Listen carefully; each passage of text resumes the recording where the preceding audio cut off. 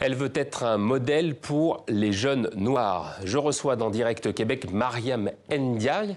Bonjour Mariam, merci beaucoup d'être depuis Montréal sur TV5 Monde. Mariam, vous êtes l'une des porte-paroles du mois de l'histoire des Noirs québécois.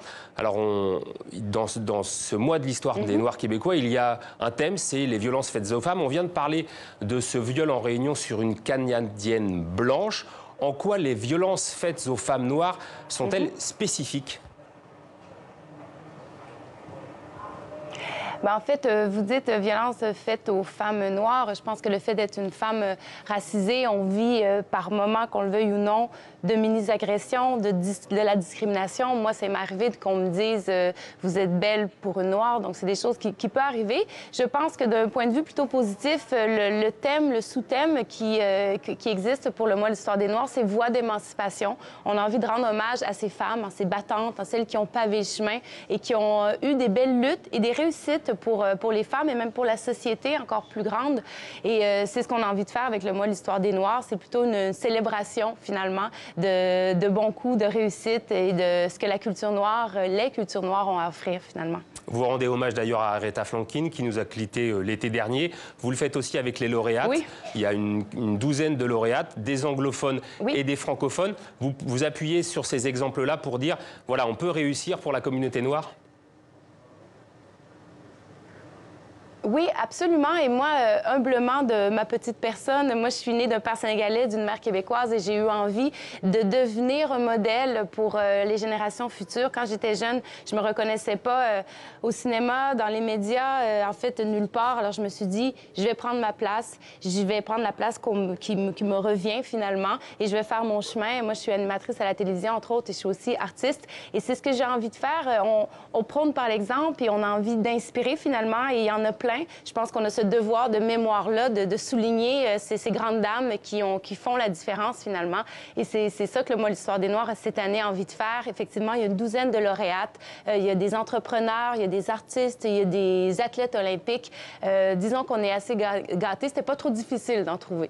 Vous parliez de votre parcours et donc de la représentation. Comment vous jugez aujourd'hui la représentation, justement, des diverses communautés, que ce soit dans les médias, dans la politique ou même dans l'entreprise ? Il y a un travail à faire. Je crois qu'il y a une certaine volonté, il y a une conscience qui existe. Il faut qu'on travaille encore plus fort. Moi, je dis qu'en tant que femme noire, parfois, il faut faire 2 fois plus. Il faut qu'il y en ait de plus en plus dans toutes les sphères. On avance pas à pas, tranquillement, mais il reste encore du chemin à faire. Et moi, l'histoire des Noirs, je pense que c'est là aussi pour ça, pour montrer qu'elles existent, ces personnes-là, qu'elles font partie intégrante de la société québécoise et qu'on en a besoin aussi. Le mois de l'histoire des Noirs est né dans les années 70 aux États-Unis. Comment vous faites au Québec pour qu'il soit inclusif, que vous ne parliez pas seulement à la communauté des Noirs ? En fait, on ne parle pas juste à la communauté des Noirs parce que c'est ouvert au grand public et je pense que c'est un devoir de mémoire collective de la société québécoise. Donc, on est dans il y a des activités dans les bibliothèques, dans les écoles, dans les universités, il y a des soirées d'opéra.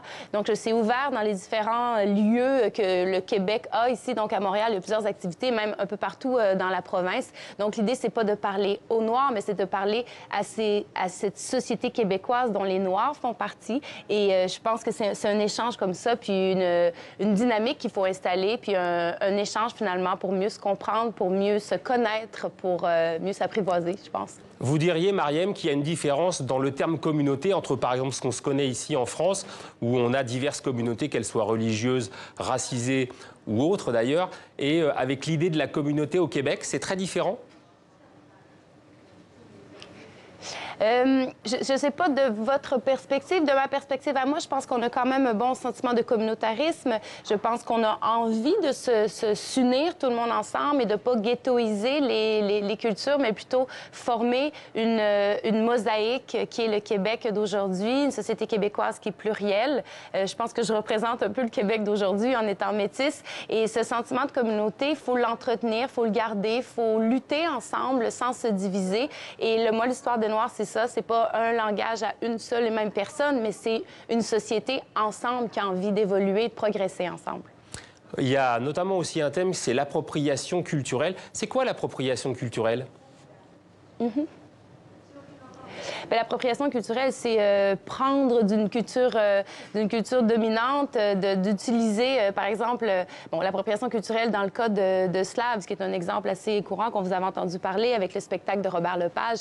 Donc, c'est de prendre des comédiens blancs pour incarner des chanteurs noirs et quand, en fait, on pourrait prendre des talents noirs, des talents afro-descendants. Donc, c'est de prendre la culture dominante qui prend pas, en fait, qui prend avantage sur une autre culture.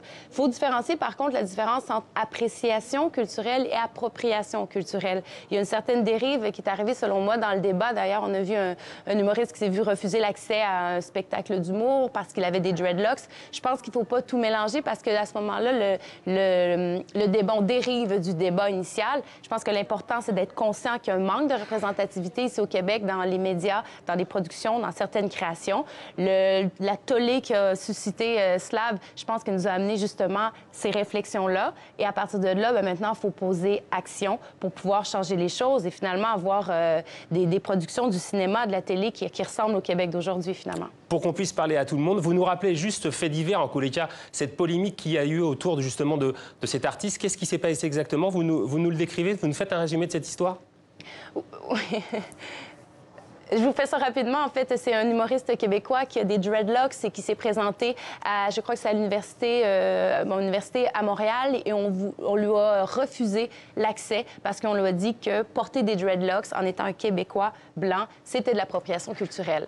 Alors là, c'est là que je trouve qu'il y a une certaine dérive peut-être dans le débat qui est réellement l'appropriation culturelle, parce que l'appréciation culturelle, c'est autre chose. Le fait de porter des dreadlocks, bien, c'est un choix personnel, style capillaire qu'on peut bien choisir.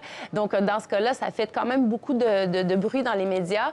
Et dans ce temps-là, je trouve justement que c'est qu'on dérive du point initial qui est l'appropriation culturelle. Voilà. Bon, je suis rassuré, ça veut dire que je pourrais peut-être un jour porter des dreadlocks. Enfin, il faudrait que j'ai les cheveux pour.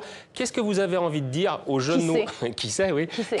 Qu'est-ce que vous avez envie de dire aux jeunes noirs pour que justement il y ait une impulsion, quelque chose qui fasse qu'ils se sentent totalement partie intégrante à la fois de cette communauté québécoise et canadienne au sens large, puisque le mois de l'histoire des Noirs, c'est aussi au Canada, c'est partout dans le monde.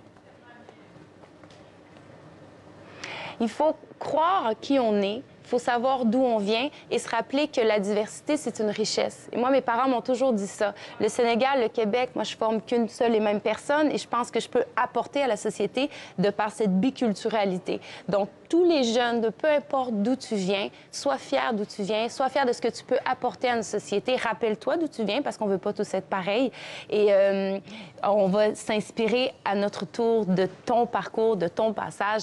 Donc, je pense que les jeunes, faut se tenir droit, il faut faire les choses à notre façon aussi, puis être fier de soi.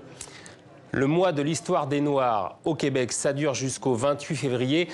On ne va pas citer tous les événements parce qu'il y en a trop, mais en revanche, je renvoie au site justement de l'histoire des Noirs au Québec. Il va s'inscrire sur l'écran. Je vous remercie beaucoup, Mariam Ndiaye. Merci beaucoup, Mariam, d'avoir accepté l'invitation. Puis je vous dis à bientôt.